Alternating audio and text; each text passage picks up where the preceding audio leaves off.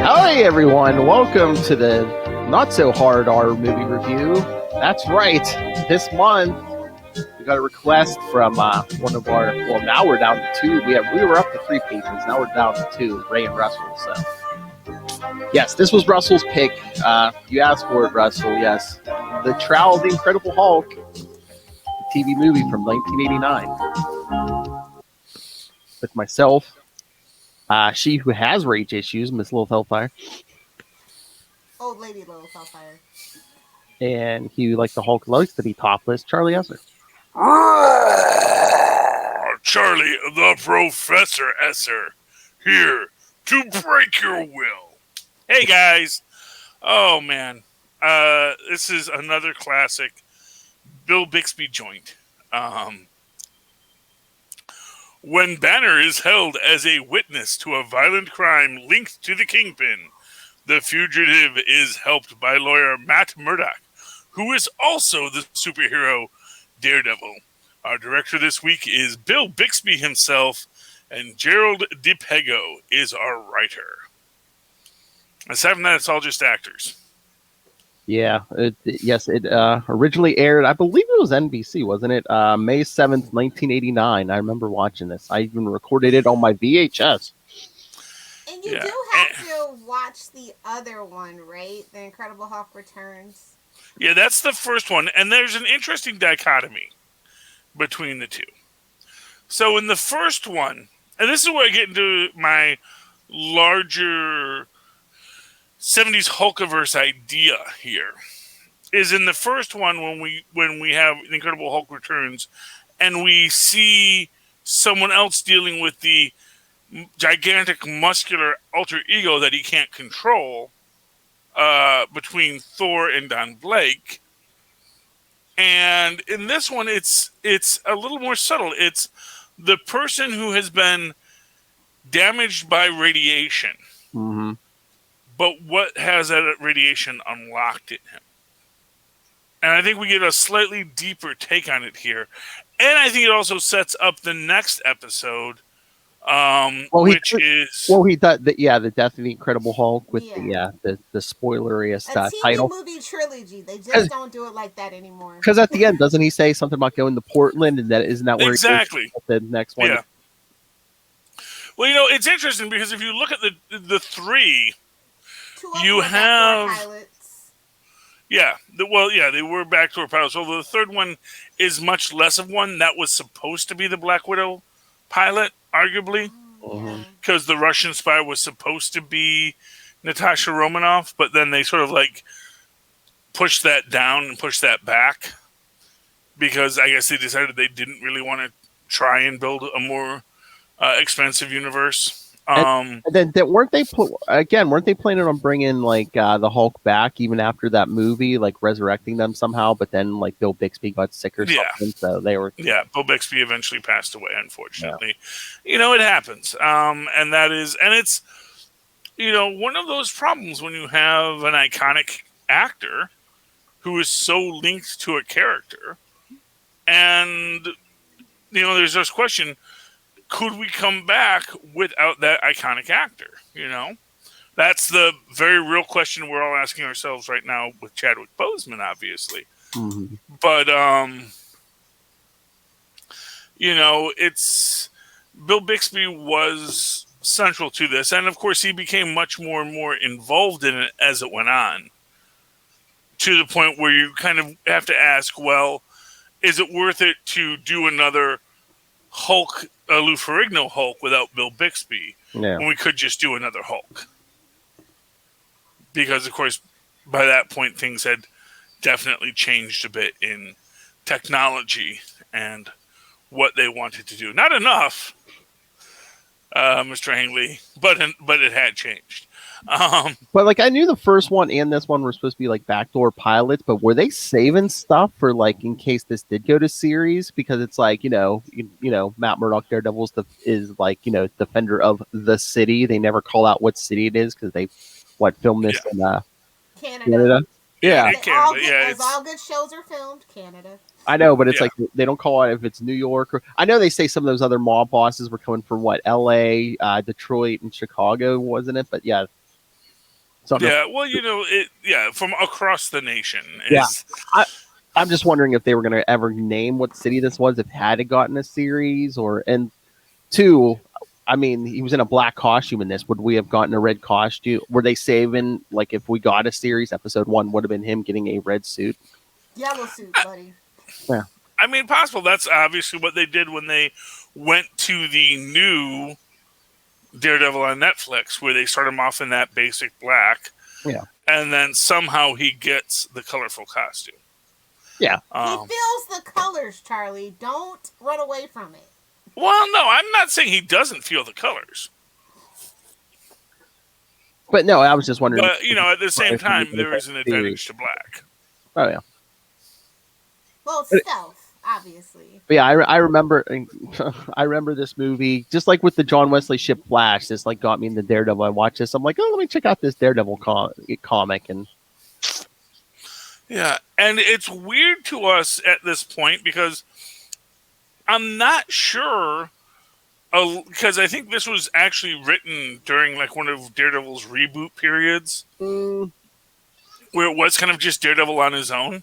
Yeah. Because when I watched the movie, I went out got Daredevil 270. Yeah, it was during that Anno Senti run when he had left New York. Yeah. Yeah, which and we it's all can agree is a mushroom trip. Yeah, but that's why we don't have characters we think of as iconic in this, like Foggy Nelson, like Karen Page, because they just weren't in the story at that time anyway, and they would have cost more. One shout out I do want to give in this film, which is to, let me find his name here. Where'd he go? Richard Cummings Jr., who plays Al Peterman, our African-American lawyer, or paralegal. I'm not quite sure what his role was. And the only reason why I shout him out, because he was on Throb, which was a syndicated sitcom set at an indie record label in the early 90s, late 80s, that I just adored. And he was on every episode of that. So what was it? What was it? Throb? Throb. It's okay. It's Patreon, Phil. Oh, that's true. Okay, so Richard Cummings was on Throb. Okay. Exactly. He was on Throb. Yes, Throb. And he played, let me find the character's name. Because I loved Throb. So that was a great... There's a drop. Great series. And he was also Bernard Stevens on Northern Exposure. I forgot about that, too. The guy actually works a lot. And a lot of like weird, he was on 30 something.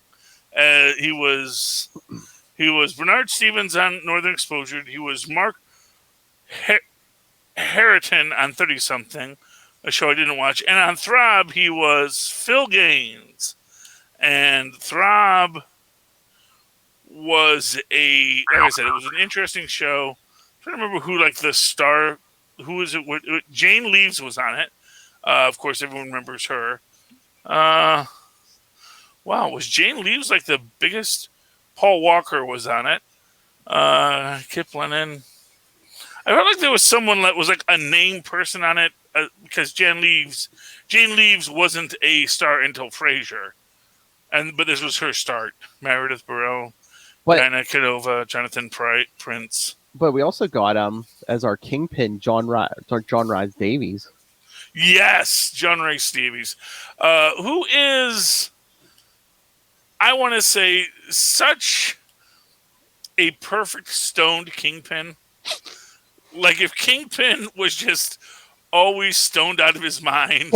Can I call it the bold choice of we have a movie with a guy sitting pretty much the whole entire movie in sunglasses, even when he's inside, even at night, he's wearing sunglasses. There's a guy in this movie wearing sunglasses the whole entire time, and it's not the blind guy. Well, I actually kind of always felt like there was supposed to be, and as I'm watching it now, And I'm thinking, oh wow, that's because he's got like kind of digital readouts on that, and he's got all this data flowing That's from what I his was face the thinking. whole time. If we would have got like 2 seconds of like a heads up display, or like he could see like through those security cameras on those, okay, or even he just had like an earpiece on attached to him, okay, I would get it. But no call out to any of that. Just he's wearing sunglasses. No, well, sunglasses at night. It's the 80s, man. This is why I say it's like the very stoned Kingpin. What if Kingpin was just tripping on mushrooms the whole time? There's only 2 scenes. One where he's either like playing with them, or like when they're recording the beat down at Daredevil, was just like chewing on him. He's like, yeah. Which was I'm sorry. That's Maximilian Arturo. I'm sorry. What? Well, yeah. Well, John Reese did. This is sliders, a fun thing. Baby, sliders. Yes, sliders. Of course, he was. And I will say it. The show went downhill when they didn't have him in the show anymore. Agreed. He was. He served in a. You can't take out all the pieces. And Crying Man was hanging on for dear life for that paycheck to the bitter end. Well, I'll be honest with you, man. Crying Man kept that series going, but as a character, he deserved to. I actually feel the Crying Man was more compelling than Jerry O'Connell ever was. So, there I said it. It's not controversial, baby doll. I may have came there for my secret identity, but I stayed for the Crying Man. And Hey, John Rhys Davies played a hell of a Leonardo da Vinci on Star Trek Voyager. The man works. Get out. We don't do that here. Yes, we do. I like John Rhys Davies. He's the poor man's Brian Blessed. Or possibly the rich man's Brian Blessed, because he's the Brian Blessed who gets put in gigantic franchises. Whereas Brian Blessed, he does great work, but he's, doing Blackadder and Flash. But there's also another Star Trek connection in this movie. The woman, the victim, Ellie Mendez, she was on an episode of Next Generation. Do you know where? She was the one who was trying to take control of that one planet. So she was trying to convince Picard she was the devil. Season 2 episode of season 3. She was also in the 18. 3. She had a few. She has her things, and this all I could think about was how much hair she had, and that was 1989. A lot of hair. 1989 hair. I was alive in 1985, man. That was still a lot of hair, even for 1985. Oh no, I saw some big hair in 1989, man. I'm just saying, that's. Although again, I got to say, wow, how does this have a better Medusa character than the Inhumans? Well, that's not hard. It's like somehow her hair has more life in this than Medusa did in the Inhumans. So maybe some lessons to learn about less is more. Practical effects. Yeah, well, practical effects always went out. That's what I always say. And then that one henchman, we get those 2 on the subway at the beginning, and then the blonde guy who actually has gall over Ellie Mendez. I'm like, is this supposed to be like a poor man's Bullseye or something? I'm like, he's crazy, just doesn't have any good skills or anything, Yeah, well, you see, this is a problem with criminal enterprises in general, because you really want to have that peak efficiency of your criminal operatives. But the fact of the matter is that when you are looking at criminal operatives, you're looking at people that have chosen criminality as their main profession. So they are often not the most stable of persons to hold a job. There are people that are very short-term risk-reward people. That it's, high risk, high reward, and then nothing else. They don't have that idea of any kind of long-term planning. And of course, when you're the Kingpin, you're all about long-term planning, but you have to use henchmen. And honestly, how this guy has risen in the ranks, I don't know, except that I guess he's a cold-blooded, efficient killer. I mean, we don't know that he's risen through the ranks. It's he's in the building. Well, yeah, he's got access. It's not like he was just. He's not like he was a day jobber. No. Because he comes back at the end. It's like, Yeah, well, I think they pair him up with that poor guy who was clearly somebody's nephew. I It was know. his first day on the job, and he's like, maybe we shouldn't, rape the woman in the subway. Maybe that's not a good plan when we're already running from one of the biggest jewel heists in history. Yeah. You know what's also not a good idea? When you have a different name but you use the same initials. Every episode, and always David. Always David. I know. If you want to do the same initials, you could be Dennis at one point. It's like, well, you know what it is? It's on the off chance that someone sees him again and says, "Hey, David." Wow. And someone says, "Why do they call you David?" So it's my name. My name is always David. Oh, but can I just say, thank God that, every episode of the series, every, these movies, everything, thank God someone's always thrown him just out of sight enough so when he transforms, no one can see him. They actually address this in Werewolf the Apocalypse, which is this idea that when the transformation occurs, it's so triggering for humans that they can't conceive that guy became that other guy. PCP. Yeah. They're all on PCP. Buffy explanation. Yeah. And that's the real truth of it. Is like, no matter how, like, even people who could see him transform in front of him, because I think actually someone is actually watching him transform in this. Like the guy in his cell. Yeah, but the guy watches him transform. But the guy didn't have his glasses on either. No, that guy actually just walked out after him too, and no one followed up on him. So he just went on his merry way. Well, no, later on when Matt shows up, that cop was to his cop buddy was like, he's like, yeah, we did a head count. The only one guess who the only one missing? Your buddy, David Belson. So supposedly that other guy was accounted for. Oh, yeah, that guy did stay there. Oh, well, that was so.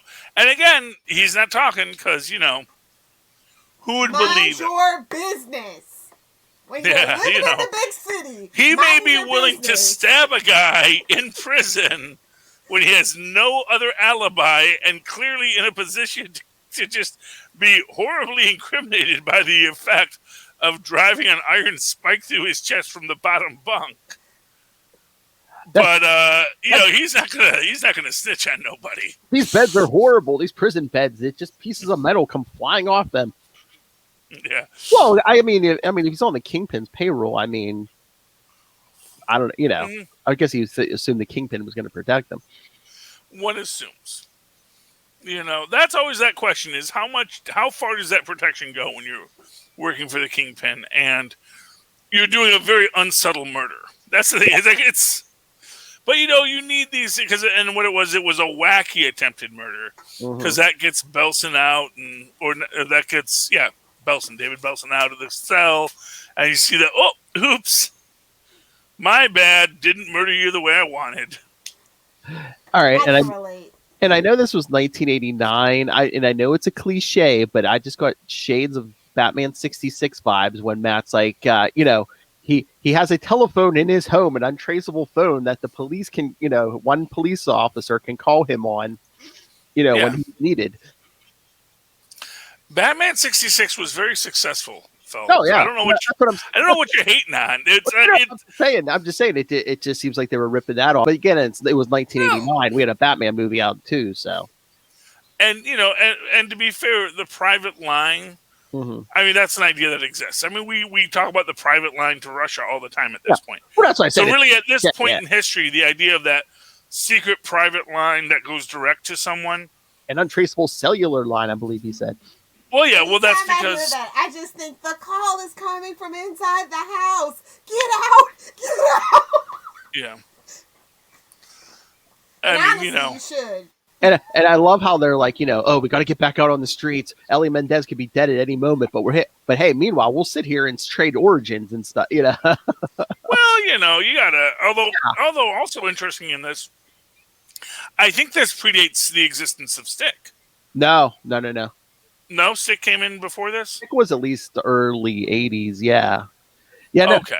But I did find that funny when he told him, the story about, 10 years ago and the whole press conference thing, and, the cops like, it'd have to be some kind of daredevil to take on Ha-ha! So Matt just goes home and trains for God knows how long, just by himself. And yep, oh, okay, I'm a superhero now. Yeah, well, it doesn't take much. He was blinded as a kid. He had these super senses. He's like, I guess I'll just hang on to these. I mean, and then he is from New York, Just Yeah, saying. I mean, but and we know couple. they do have the Battling Jack posters up there, so Yep. he was raised to be a fighter, even though his father forbid him. We imagine in the backstory that we didn't get this episode because you got to save something for the series, Phil. Exactly. Well, a couple weeks or months on those rings, and he was ready to go fight crime. Yeah. Well, Jim Cotta, learn man. how to dodge bullets. That's it. That's all you need to know. I mean, why is Jim Cotta not more of a thing? That's one thing I always ask myself. Is that a Family Guy reference? No, it's a Jim Cotta reference. Dang you!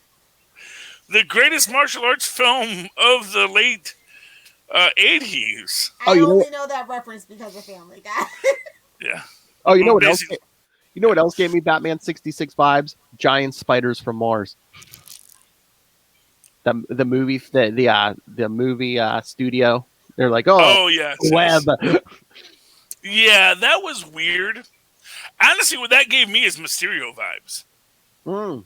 And it really even actually went into that. And I was actually thinking, oh man, remember that time when Mysterio attacked Daredevil with the sound machines and it's overwhelming his senses. And again, in the same way, without necessarily knowing he was blind, but just knowing that was just a lot to overwhelm a guy with. Well, that was Kevin. That was Kevin Smith around the year 2000. So, Kevin Smith, did you rip this movie? Probably. I mean, I'm sure he saw this. I'm sure he loved it too. I'm sure. It's fine. Nobody's gonna hear this. And within this, as you're watching it, you also get in the way that Fisk approaches things. It is that very cinematic, big reveal kind of way. Got cameras on everything. Yeah. Yeah.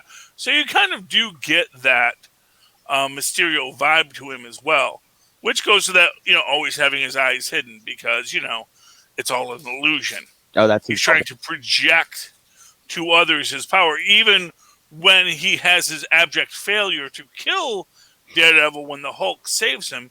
He still goes through, says, no, we're going to cut the film here and continue on with it. Yeah. Yes? You're just adjusting your camera. Okay. I wasn't sure which finger that was she was giving me. Wow! I only do that to Phil. Hey, it's Patreon, Will. Fuck you. All right. Yes. Anyway, and of course you have that perfect timing. And again, why is he putting that on a styrofoam wall? It just seemed weird. I mean, obviously it's for dramatic effect to have him jump through the screen. Oh yeah. But then the mobsters all run out through the hole he created. I know that. It's a bit of a wacky scene when you think about it. But I guess in that moment, you're like, "What's going on?" Well, I guess maybe it's to show that he's also a showman. Well, they did the styrofoam, I think, so you have pieces of stuff flying through the air. Look how forcefully he came through this screen. Well, I mean, having the screen backed by styrofoam, that in and of itself isn't the weirdest thing to me. Okay, here's a weird thing. Okay, so Daredevil, repelled from one building to the other to sneak into the building. David just walks through the lobby, takes the elevator up to whatever floor.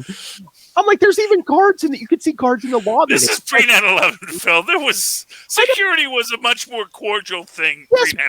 But it's the headquarters of the head of crime of this city, whatever city it is. It's just. Well, and you could see he could go up to a certain floor, and then no, not any further. That's just for everybody else. It's still the Fisk Incorporated in the Fisk building still has a lot of legitimate business clients who need to go in and out throughout the day, go up to a certain floor. But no, well, I even headcanoned it back in the day. I was like, oh, well, maybe the guards thought he was one of the lackeys for one of the crime bosses. I don't know. No, I just think he was they just thought, pizza delivery guy or something, There's no pizza. Pizza whatever. He's a guy. He's Oh. Okay. Mind your business. Again, the beauty of minding your business in the city. Yeah, and it is weird that they don't even like ask him why he's there. He's just walking into the building and going up to a certain floor. Oh, But then again, if you don't pay extra for the security to stop everyone, it would just know we're here to stop you if you're running out of the building, not if you were coming into the building. Okay.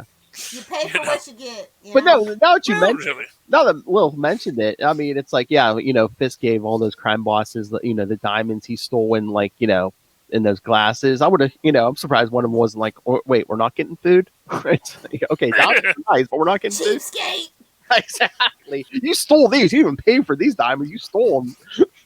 Well, I would still just like some champagne. He brought out the glasses. Yes, He has the champagne. Yeah. Some alcohol, some food, something. Yeah, okay. It's like nice. And that's Gave how us you these know nice he's truly evil. Because in almost any other mob movie, they give you food. I'm just saying. It's probably practically centered around food. So that's how you know. And as big as he is, he probably ate it all before they came. Just saying. Oh, Well, take the diamonds, keep the cannoli. he is a rotund supervillain, the Kingpin. It's all We do muscle, not deny that. allegedly. Well, no, there's muscle underneath. Although, See, that's the thing is, look at our people like to say, "Oh, it's all muscle." No, it's not all muscle. It's muscle with a lot of fat around it, because you have to protect those muscles. That's how you make your business. Well, when a guy's swinging a billy club at you every 2 seconds, you want a little bit of padding on your body. Yeah, and Yeah, but the strongest men in the world, they all have that. yeah, they got that to big. help protect your organs and stuff. Yeah. No, I mean, yeah, I just think that when you build muscle, it's just your body's always going to say, well, we should put some fat here too, because you obviously want to use a lot of muscle, and that's going to need some energy. So we should layer that with fat. Daredevil comes after him, who's somewhat capable at his job, unlike you, Frank Castle. Yeah. Come on now, he's just minding his business, being incompetent. Let him be. Yeah, I like that he had the hover plane. I'm not quite sure what that was at the top, because it was part of me thinking, oh, is that like some kind of weird prototype flying car that they did a play before? And then I'm like, no, that's actually just a hovercraft. Like, that's a commercial hovercraft, but they're turning it into a plane. Sounds like a jet engine or something. I just love how, like, Daredevil's inches from it, and instead of, like, trying to grab onto it, he's just shaking his fist. You can't get away, Fisk! Meanwhile, he's getting away. Because it was an overlay, and they kind of implied it that it would be like, oh, he's in the Fantastic car, and he's up and he's out, but they couldn't shoot it that way. Yeah. Wait, it was an overlay? I couldn't tell. Yeah. As it turned out, they didn't actually pay to have a real flying car in the scene, which would have been cool, because they have flying car. They had flying car technology back then, like for short distances.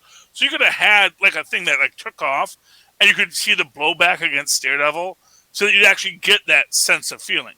But instead, it's just like no, it's like 1989. Yeah, flying DeLorean. No, flying DeLorean. No, I mean, literally, no. They've had vehicles, short range vehicles that could like float up and fly. You could never get FAA clearance for them, but they've had those for decades, Phil. I know. We were on a TV budget, But what I'm saying is, at first I was thinking, oh, maybe that's like they got like a prototype flying car from one of the many. We're gonna make the first practical flying car companies. And they got like a practical flying car to put into the sea. Part of me thinks that maybe they did, but that when they got it on set, they think, well, no, it doesn't actually work yet. That's the problem. And they were like, no, we thought we were going to actually get like insurance would have never covered that, by the way. It's all on. It's like on a sound stage. It weren't actually on top of a building. It's they would have never cleared it. They're like insurance. Oh, that's experimental. We're not covering that. Yeah. Anyway, but they didn't do it, and so we just got the little bathtub flies off into the sunset scene. And I'm assuming Edgar bought his life back by helping Fisk get away. After he was supposed to kill the woman, he never killed the woman. Well, no, I mean Edgar is the Wesley. Yeah, I know he had the creep from the woman. Yeah. Yeah. Well, no, but he's the guy that just Fisk forgives.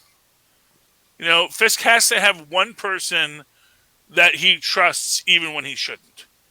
because he knows that if he does betray him, it's for love or what he calls love. Because which is actually my favorite scene in the film, when he's like, so let's just say all this nonsense never happened. I just sent over the champagne to you in a fancy restaurant. You saw me. And she'd say, yes. I would have said, of course I would have said yes, because I would say he seems like a nice guy. But I would have been wrong, because you're a killer and an awful poison. So go. I actually can't. Say it. I know I can, but I'm so not used to it because I mince my oaths all the time. So fuck you. Whoa! You gabone. There we go. I said it. I said the word you're not supposed to say. He looks around for his children. Okay, safe. They've heard the word. They know the word. This is no Southgate production. Well, yeah, y'all live in Jersey. Of course they heard that. Yeah, I just don't use it much because, because I'm so used to just because you know what it is when I go to say the word, I think, do I have to say the word? It's like everyone knows what I'm saying, so it's like, fudge it. It's like, it has to be really spontaneous when I say it. So when I'm just trying to say it as a word, it just feels forced. So, You know what, little Farfignugan. Yeah, But but yeah, I'm hungry. Oh, hell.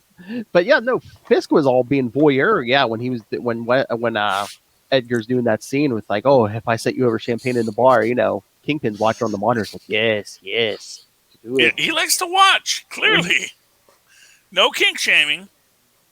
But yeah, well, was it consensual? Because if it's not consensual, then I'm kink shaming. Well,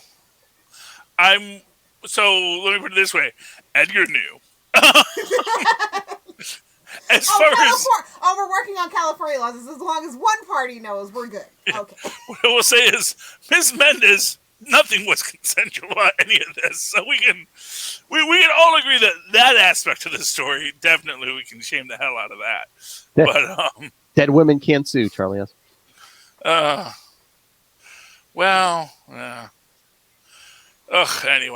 Yeah.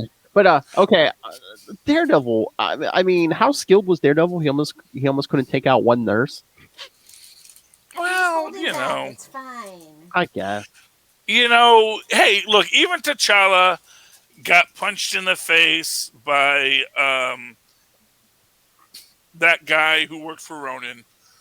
And it's like everyone can get a lucky punch. It happens. And then, he electrocutes her. So, because... No, she electrocuted herself. I just stepped out of the way. I didn't kill you. For legal reasons. She electrocuted herself. Yeah. Wait, how did you guys watch this? I have the DVD. I own the video. I own it digitally through Amazon. I was going to say I rented it on Amazon, yes. Okay. Yeah, no, I bought this years ago. It's a couple of deleted scenes. That's why I was asking. They're mostly of Wilson Fisk, though. So. Oh, yeah, no, I see them bundled all the time in that, $5 bin. I just don't really, have my DVD player hooked up anymore. So it's Yeah. What are you going to do? Keep a Blu-ray player in there. So, but, yeah, I saw this years ago. I don't know why I didn't buy it. I mean, I have Death of the Incredible Hulk on DVD. See, that's actually the rare one. That is the one that's hard to find. Yeah, that is weird. Why wouldn't they do the triple bundle? It's NBC, though, so they're a little weird. I don't know how the rights work necessarily for all that, but they are a little weird about how they make their DVDs and stuff. Their DVD sets and stuff, so... Yeah. But no, Death is the one that's hard to find, so... I don't even think you can buy... Anybody know why Daredevil didn't get picked up? Because from everything that everybody says is that the ratings were actually good enough for it to be picked up. So I'm assuming the back channel negotiations fell through somehow. Yeah, well, I think that, quite frankly, on some level, there was just this feeling that, first off, it might have also been just subject to Bill Bixby's failing health, and because he would have been attached as executive producer, he did direct this episode. So, Yeah, he wasn't. It's always possible that there were just too many. Might have been that there were just too many thumbs in the pie between Marvel and NBC Universal and Bill Bixby. That there were just too many people and too many variables that were just pulling in too many directions. Or it could have just been that, yeah, the numbers were good, but what's the story? Okay, here. On Wikipedia, it says, yeah, though it did not succeed in giving birth to a Daredevil television show, the trial of the Incredible Hulk, like Lil said, garnered very high ratings. Viewers were less enthusiastic about it than the Incredible Hulk Returns. The most common criticisms were the absence of the Hulk himself from the final act and the misleading title, because the only trial he wasn't on trial. I get just in a dream, yeah.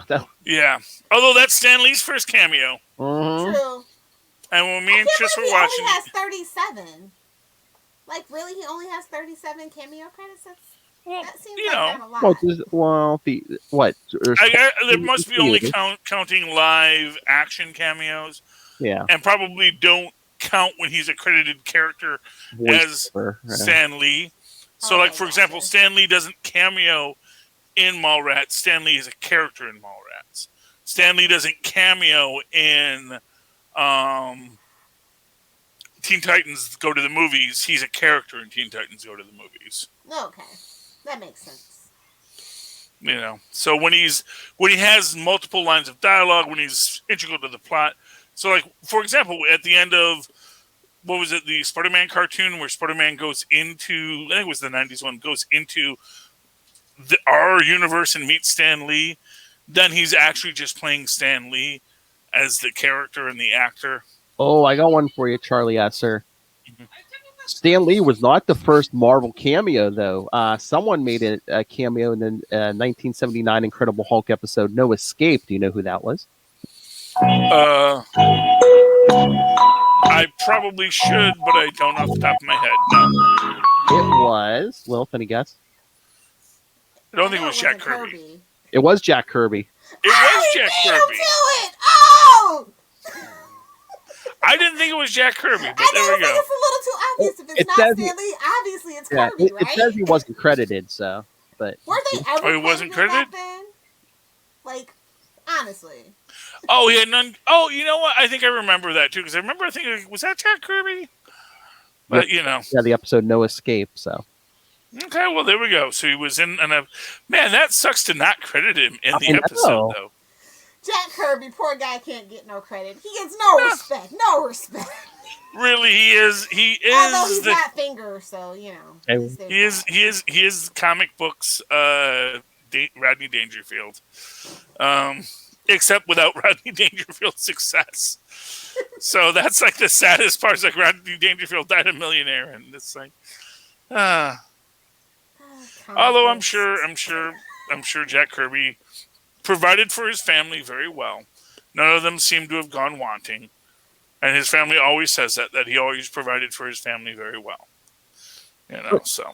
But no, speaking of that dream sequence, that was the funniest thing. I know it was a dream, but it's like, yeah, instead of the Hulk just like smashing the prosecutor, he just like strangles him. I'm like, the Hulk isn't gonna do that. Well, because it's in a dream, so in a dream, fear, because the Hulk can't kill, because David Banner can't kill, but David Banner can kill you in a dream. Mm-hmm. Oh, that would be a really interesting, and I think they've probably done it like 10 times with like the Hulk versus Nightmare. But it only works if you have that, you know, actually in the dream realm, I can kill you, Nightmare. Yeah. Because you're just a nightmare in a dream, and I can kill you with my mind. And it's so sad that like Stan didn't even get a line. I would have been funny if he would have started changing. Stan would have been like, oh, "What's happening? He's like some kind of Hulk," you know. Like, well, you know, but you got to remember, Stan was. Stan fancied himself an actor. I don't know how good of an actor he really felt himself to be. Yeah, but one line.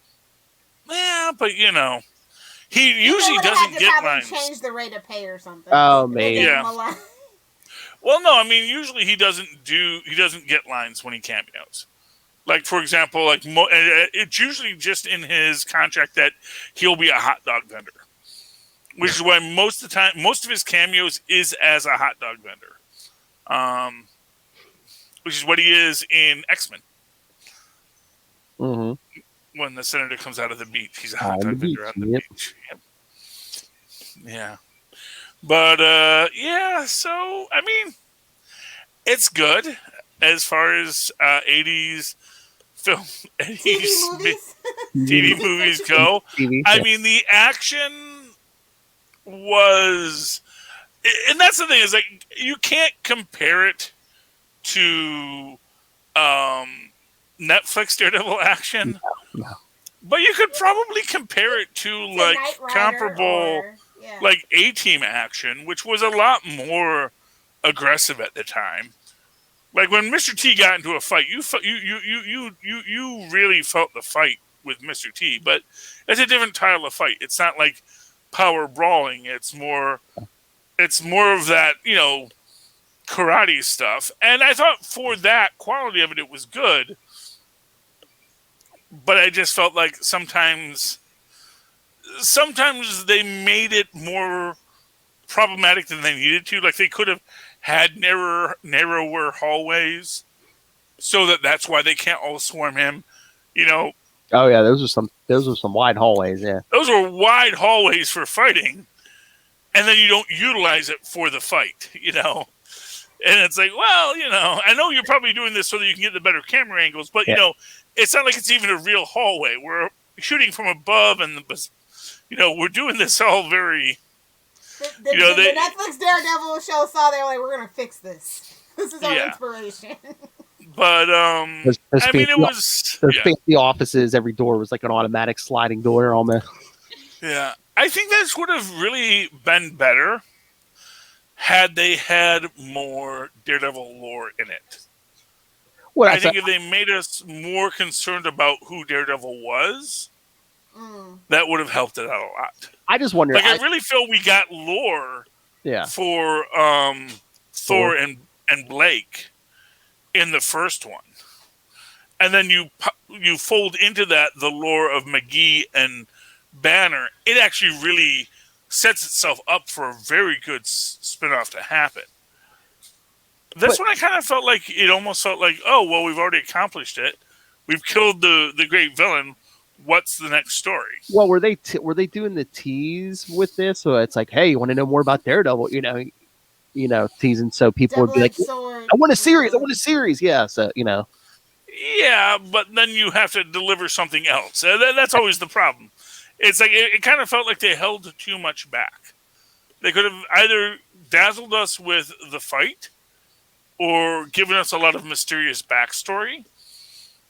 And they kind of didn't do either. And I think kind of what you said earlier about the Batman 66 reference. They kind of took the laziest ways through in this. Though we did get Turk.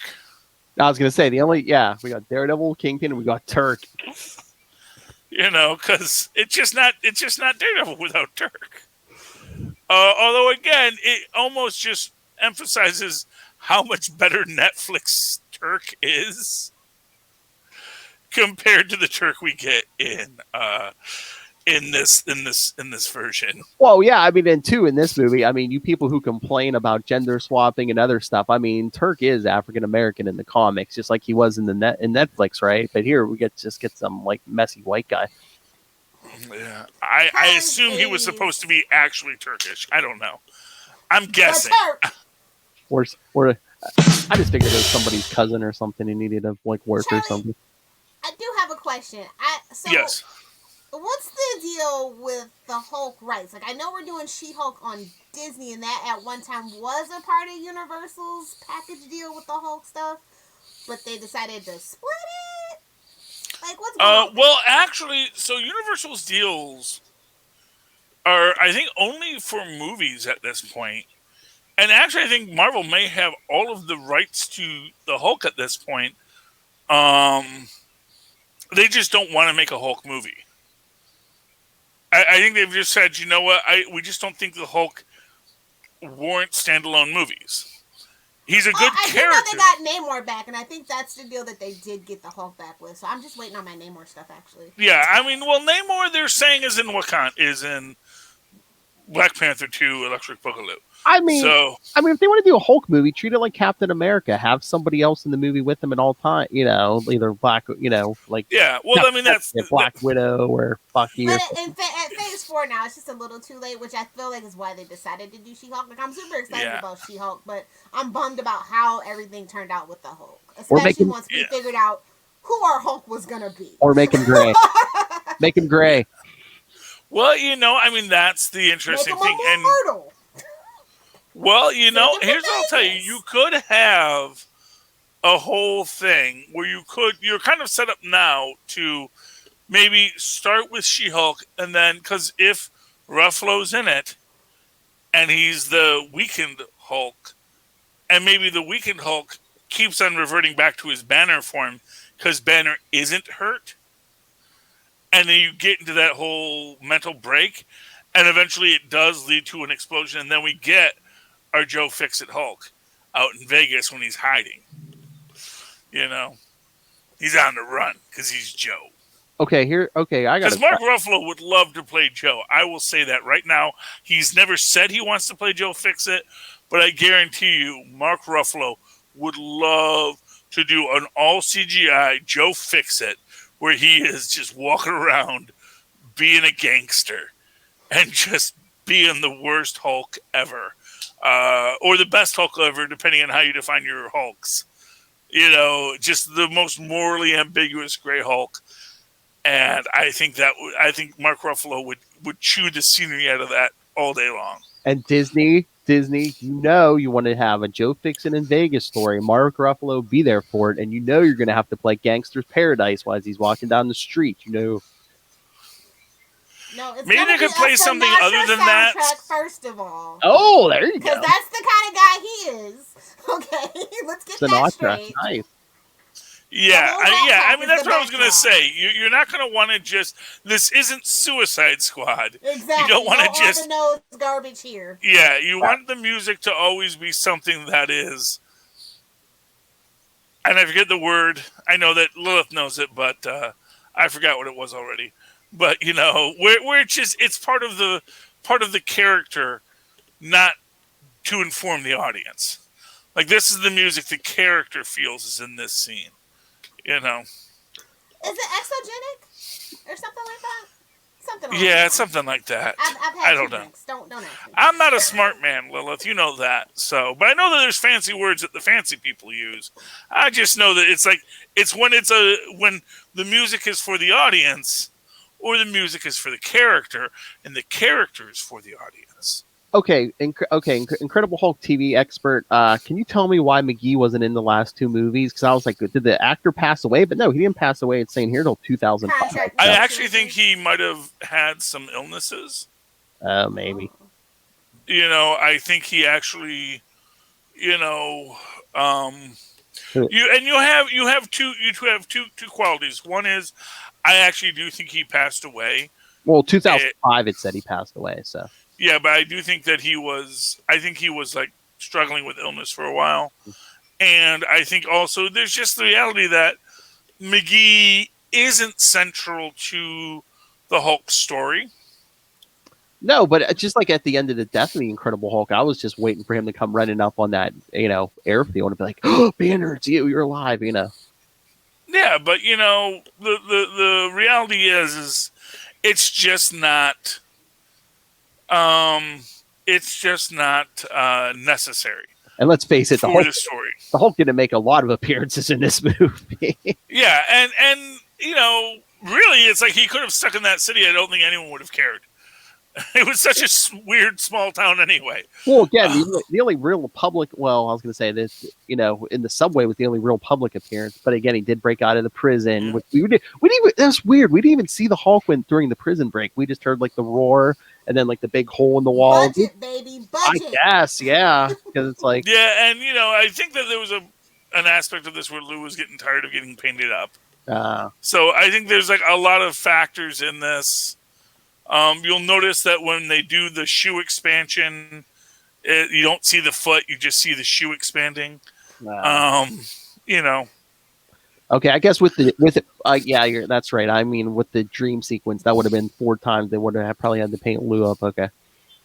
Yeah, and it's just a lot, and I actually think that at the end of the day, it was just, as with a lot of this, the real point of all of these shows was that, Bill was kind of wearing on the character. Lou was wearing on the character. Yeah. And Lou, of course, loves the character now, but it's sort of like, Shatner and Kirk. Or Nimoy and Spock. There was a point where they were like, I am don't. not Spock. Yeah. Yeah, I really do not want to be this character forever. And I really would like to do other things, even if they're not like, even if I'm not doing, Shakespeare or Hamlet, I still want to do something else. Oh, but now, oddly, my favorite Lou Ferrigno thing is him being on the King of Queens as their neighbor. Well, that was a great character for him because he's playing Lou Ferrigno. So there's nothing he has to do aside from just be himself. He gets to just be a regular actor. No one questions, why do you talk slightly weird? It's like, we all know why he talks slightly weird. He's Lou Ferrigno. He has a hearing impediment. And he doesn't have that much of one anymore. And he still has a hearing impediment, but his speech has gotten much better over the years, Or there was like that if one. you see him in King of the Beach, it's a much different Lou Ferrigno than you see nowadays. Yeah, I was gonna say there was that one episode of the Hulk where he actually played like another character. Yeah, and he was great in that. He's actually a decent actor. I actually do think he's a better silent actor than a spoken actor, but I do think that that's an underrepresented art form, which I think Rowan Atkinson shows people that silent acting is actually really impassioned and beautiful, and you can do it. And it can be a beautiful, culturally significant thing to be a silent actor. There just aren't enough silent actors anymore. Because, they probably add that roar in later, but it's like, I mean, you buy it. That's not even his roar. Yeah, that's what I'm saying. They add that That's in. Ted Cassidy's roar, as I recall. Yeah, so he's probably doing that all silent. So, I mean, he does. He's a great silent actor. Yeah. There was one time when they dubbed in his where he did the roars. They were not good. Yeah. Because he can't hear his roar. And it's way too upper. It's way too pitchy, dog. It's way too upper register. It's more like an animal sound. That would be hard for pretty much anybody, Well, not for Ted Cassidy. Ted Cassidy. Well, that's just because he's that deep bass. He's that's the thing is and Lou Ferrigno, he's not a bass. He's a soprano. He's a tenor. He's got a nice, he's got a much higher range in his natural voice than Ted Cassidy would when he's doing that deep, a man trying to unlock the hidden strengths that all human has.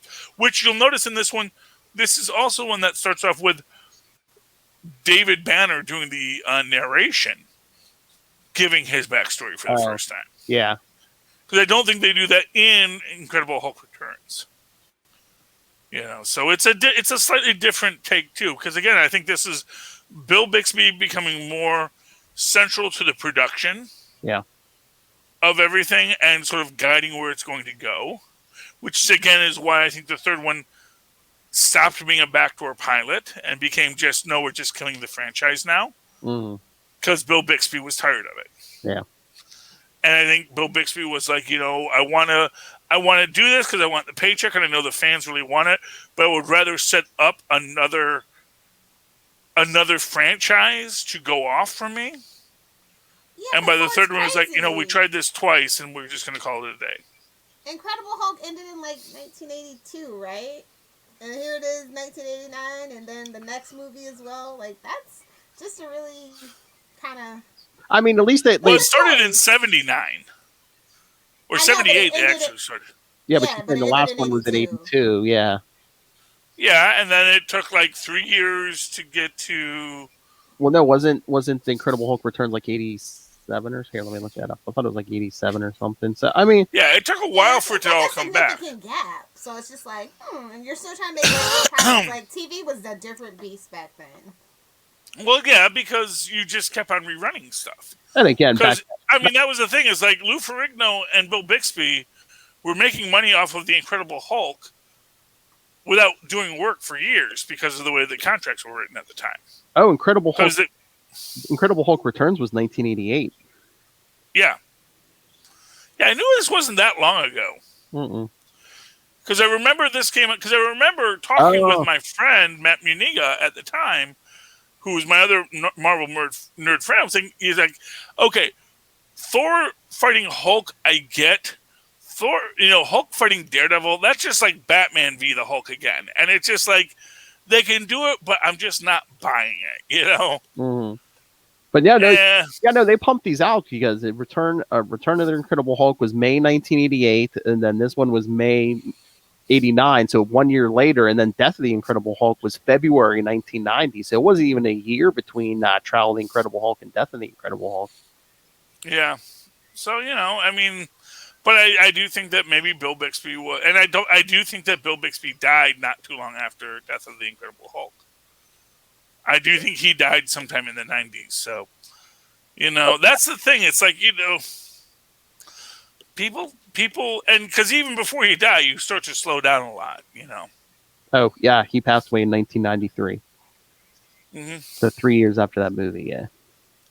Yeah, so, I mean, that's what I'm saying. So, like, I think McGee was probably, I forget the actor's name for McGee off the top of my head, but, Colvin.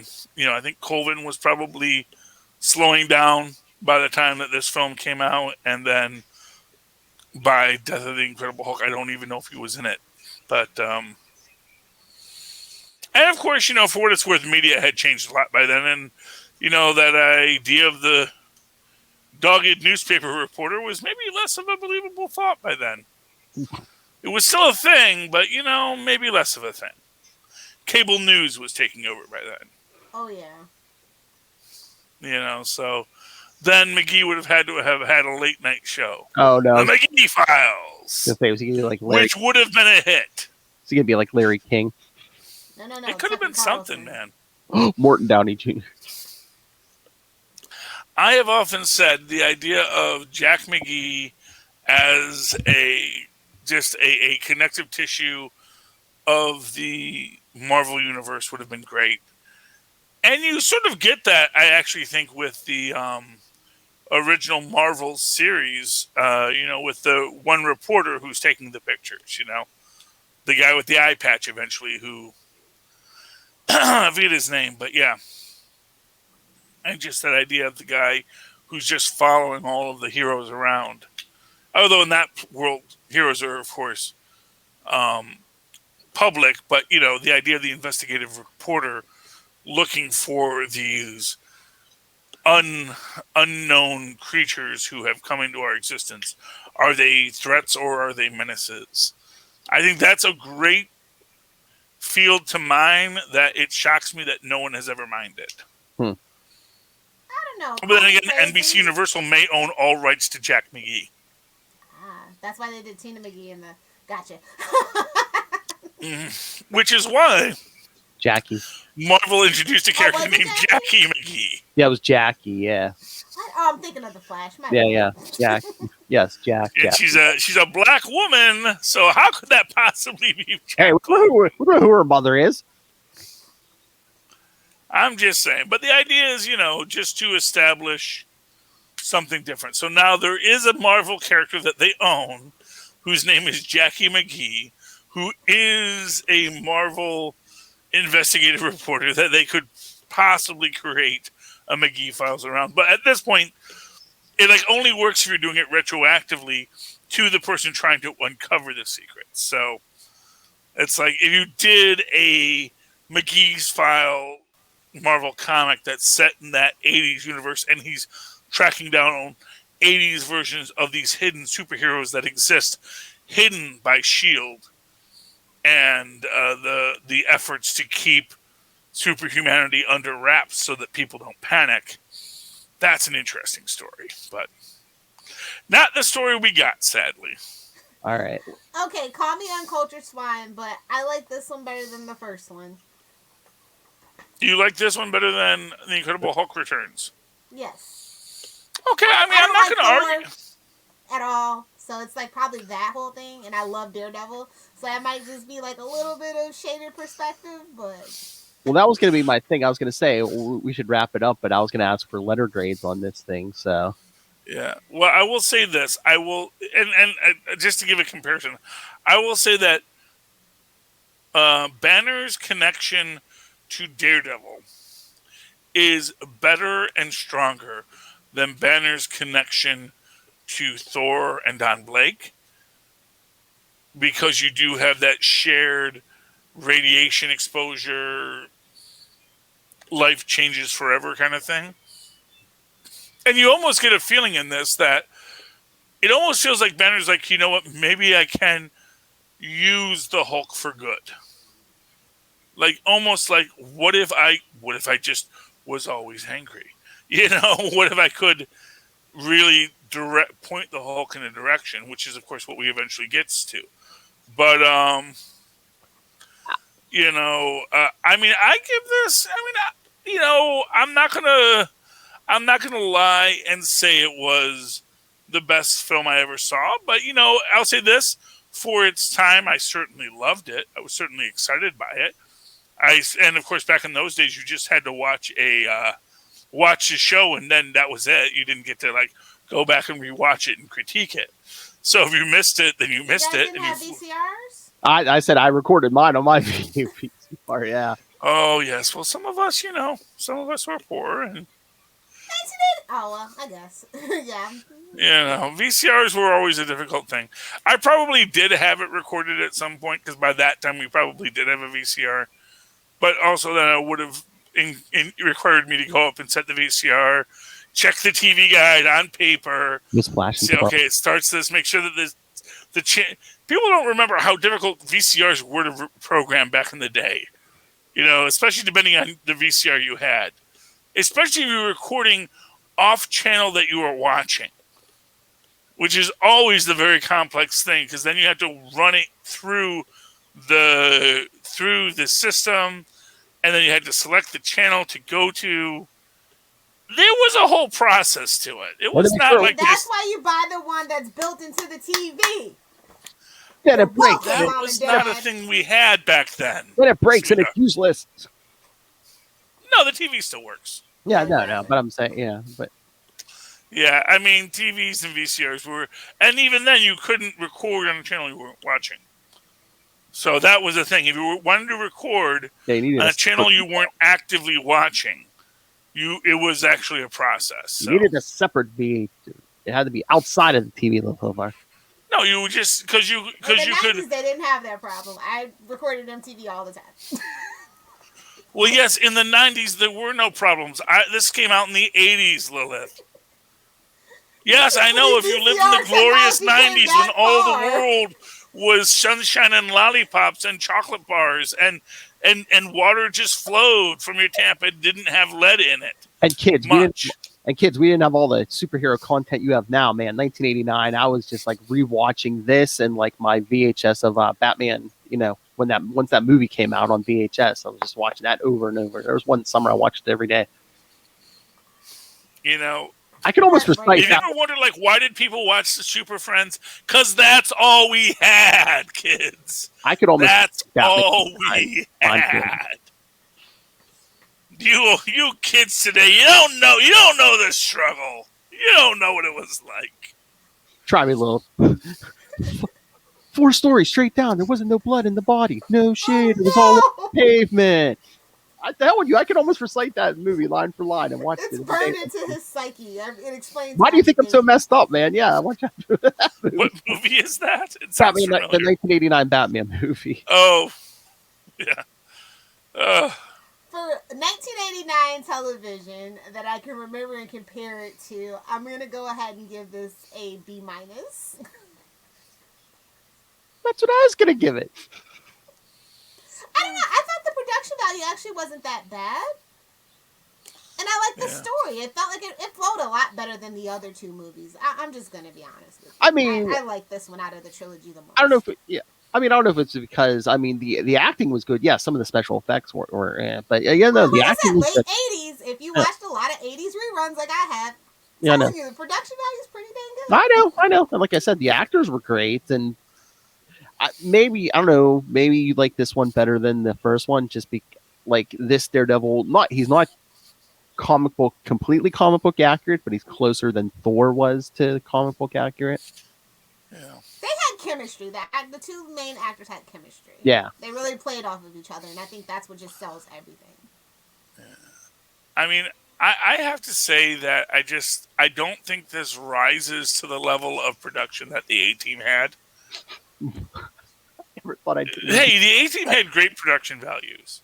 Magnum PI, all that stuff. Yeah, that's true. Yeah, there was a lot of good. That's the thing. It's like you can't say, well, for the time. Like, no, for the time, there was good TV. There were people that knew what they were doing and they were trying to do it. And if you're going to do a scaled down superhero like Daredevil, this is actually your time to shine. Yeah. And I kind of really felt, in many ways, compared to what I've seen, Magnum do, what I've seen B.A. Baracus do, that I don't think that they gave this actor enough to do. Maybe he did not have the stunt work, or they just didn't want to pay for the stunt work. It kind of feels like, and not to offend Lilith, but kind of like Superman 4, where there was a lot of budget constraints put on it. That's what happens when the main actor tries to put on their own movie. Just saying. Well, and that's the thing. And for what it's worth, maybe Bill Bixby didn't want to pay for all of the. Maybe he wanted to invest more in the acting and less in the fighting. But it's like, it's not either or. You can do both. Just ask George Papard. Just ask Tom Selleck. You can have both. And I actually prefer the first one better because I think it makes much more of a compelling case for the humanity of the characters and their stories. I kind of feel like this is like, yep, well, we just defeated the Kingpin, so now what do we do? It's like this. I don't imagine... He'll be back. Don't you worry. Thor and Blake could go on to have all kinds of adventures in the same way that Banner did and the Hulk did throughout their run. I don't know what adventures Daredevil's going to have. Procedurals were like literally a dime a dozen back then, and they could have really just paid on yeah, and they don't even do a trial in this one. Exactly. Yeah, no, I know. That's the weird thing. Daredevil, they needed a trial if they were going to do a trial for Daredevil. They needed to actually show why Matt Murdock is actually good at his job. That's true. The only time he was in a courtroom was in that dream. That's right. But, though to be fair, Matt Murdock is not good at his job. He has Foggy to, balance. Yes. Him. But Foggy wasn't in this. Exactly. Had some blonde lady and a paralegal who went on to much more fame in other small roles as the black guy in sitcoms. Again, did they not want to pay for the characters? Because they had a man, they had a blonde woman. I mean... Karen and Foggy! Yeah. They could have been Karen and Foggy very well, very easily, but, But you have to pay extra for that. You're right. And I do think it was literally a budgetary concern where it's like, well, if we're already using 3 Marvel licensed characters. I mean, we're lucky we didn't lose the Kingpin in this. Because they never call him the Kingpin. Yeah, they call him Wilson Fisk. So, and they probably had to pay for that, but they probably could have called him they could have just Mr. not Phil. ever mentioned his name and not have had to pay for him. But they probably should call him at least Wilson Fisk, Or the King. The King of New York! Or the city, sorry. Or they could have just gone with a completely different mobster. And then that becomes the power vacuum.